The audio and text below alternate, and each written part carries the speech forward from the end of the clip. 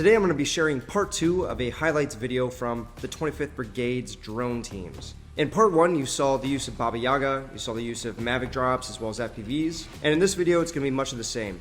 And I want to go and talk a little bit more specifically about the 25th Brigade, which doesn't get the recognition that I think that they deserve. They've been working out of the Pokrovsk direction for over a year now, which, as we all know, if you guys have been keeping up with Ukraine, is one of the hardest sections of the front line. And a lot of the reason that Pokrovsk has been able to hold so far is because of the 25th. And one thing you might not know is that when I was in the 130th Territorial Defense Unit, the unit that I was working at in Chastivar, the unit that was helping us develop all the FPVs, giving us all the resources, the funding, everything, was the 25th, as well as the people in it, including Oleg, as well as JB, who was on my first mission in 130th TRO with me. And overall, they gave us all the assets that we needed in order to be successful, which, as you guys know, resulted in a complete success.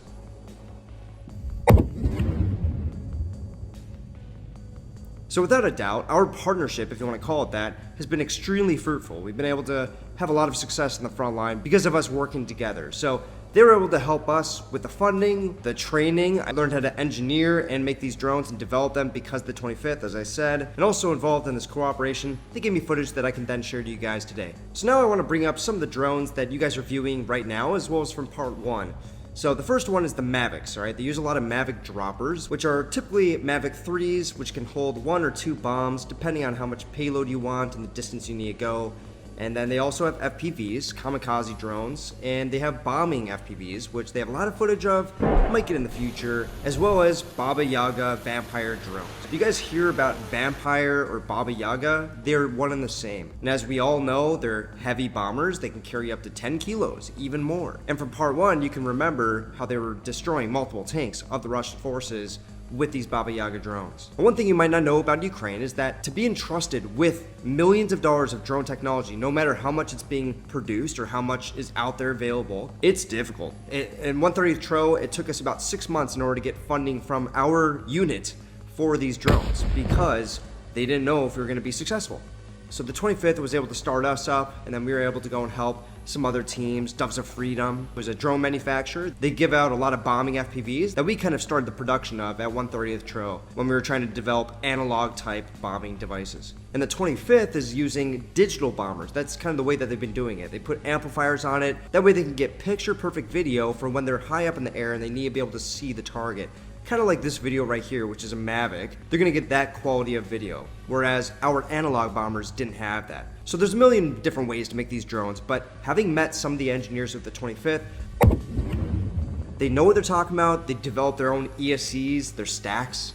They develop all sorts of different parts for these drones specifically to counter the jamming devices of the Russians, in order to counter all of the Russian devices that are being used against them, trying to stop them.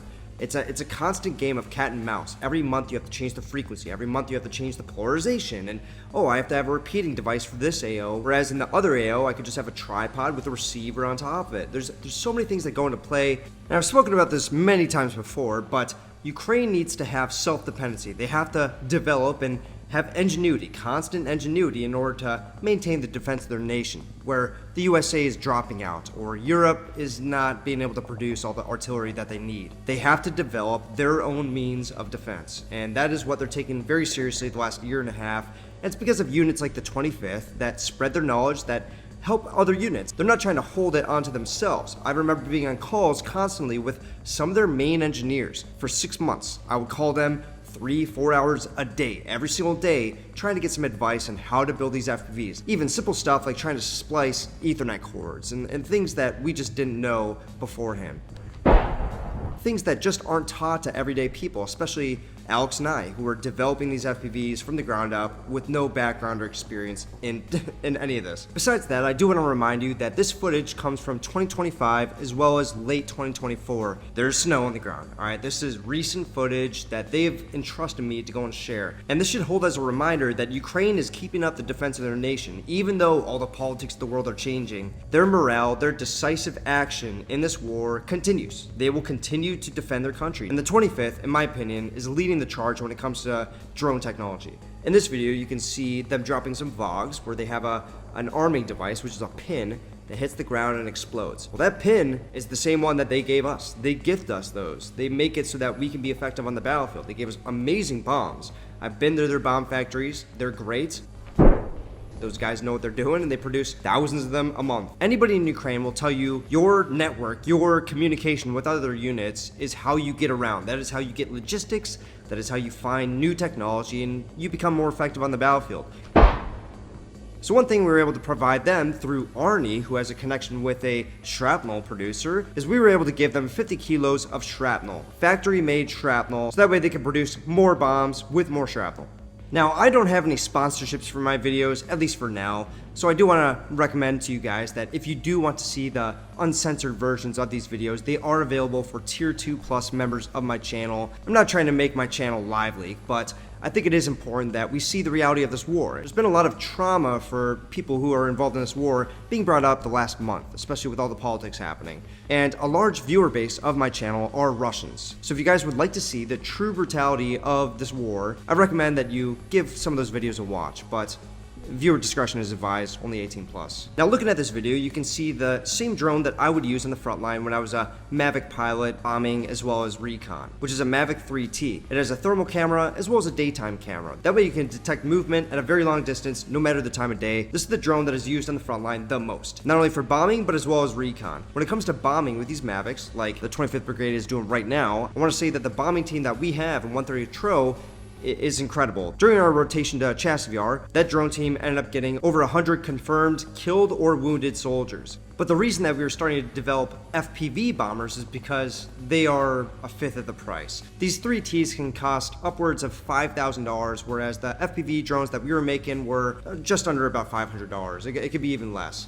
So again, props to the 25th for showing us a way to go and be a little bit more effective and cost efficient. So with everything combined, the cost efficiency, how much of a payload that you can carry, the distance you can go, the quality of the video, is it nighttime or daytime? That's why all the drone teams in Ukraine utilize so many different types of drones. There is no one drone that can complete every single mission. You have to have specific drones for specific roles, like taking out tanks or taking out infantry out in the open at nighttime. All these things come into play, and if you plan effectively, the result is this: a lot less Russian soldiers on the battlefield pushing up on your infantry. One of the biggest use cases for our bombing FPVs that the 25th helped us produce is being able to resupply the infantry on the ground that are cut off from logistics, that have been there for a month. They don't have any water, they don't have any food. We were able to go and resupply them. Arnie and Artem. And I'm sure that the 25th also conducts missions like that. So the video that you're watching right now, you can see that the screen is frozen. This happens a lot to digital type drones, which uses a much clearer high definition video, but the result is a lot of latency. Despite that, the elevation that they're at right now, 45 meters, is really good. We were only able to get down to about 100 meters, sometimes 50, but we get a lot of latency. So props to the guys who are repeating for them, either on a bigger drone like a Matrice 350 RTK, which we used as well for repeating, or whether it's a giant pole with a really good receiver and an amplifier. There's so much technology that goes into play.